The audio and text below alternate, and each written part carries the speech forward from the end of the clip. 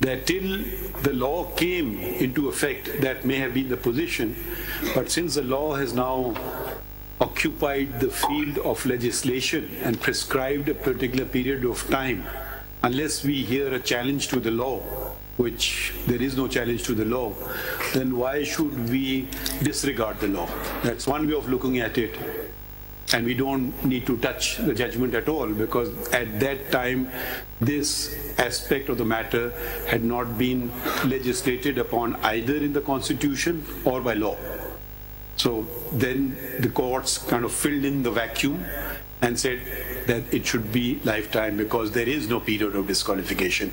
So Sameullah Baloch judgment stays intact, but the law has come in place and it is in the nature of a non-obstante clause. That's one reading of it. What do you have to say to that? So the question would be, can the sub-constitutional legislation control the Constitution? So that is one, and then the second would be, can there be legislative overruling of a judgment without first removing the basis on which the judgment came out? So, can we go to the judgment now of the Supreme Court? My Lord, relevant provisions, whatever you think are relevant for our reading. Paragraphs, my Lord. Paragraph 35 है जी 35 and 444 page पे जी. So this is PLD 2018 Supreme Court 405. ये चार judgement जो one thing is very important का reference है पहले इसके अंदर ना, चार जजमेंट हैं, उसके साथ फिर समीउल्लाह है जी. एक इम्तियाज अहमद का केस है, एक अब्दुल गफूर है, एक मोहम्मद खान है और एक अलादीनो भाइयों है.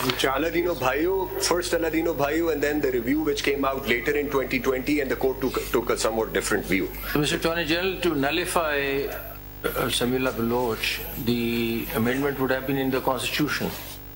My Lord, and that's why I mean, if you're looking at the basis of the judgment, the basis of the judgment emanates from the Constitution. So unless the Constitution were to be amended, Sameullah Baloch could not be undone. So, because Sameullah Baloch is interpreting a constitutional provision, and Sameullah Baloch basically holds that the declaration which is referred to in 62(1)(f) has to remain in field till such time, the declaration in the field, the disqualification stands. Then what my Lord has observed carries. There is no time limit provided under Article 62. So there are no time limits as far as my Lord the Chief Justice had just gone through, took us through clauses A through G. Now, as far as D, E, F are concerned, they are all without any timeline. Now, the question before your Lordship, and it was also argued in Sameullah Baloch. In fact, all the counsels before Sameullah Baloch.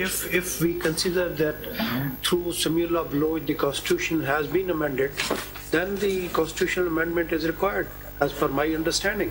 My Lord, it is interpretation. My Lord, with respect, Sameullah Baloch also read something into the Constitution which was not provided, and like.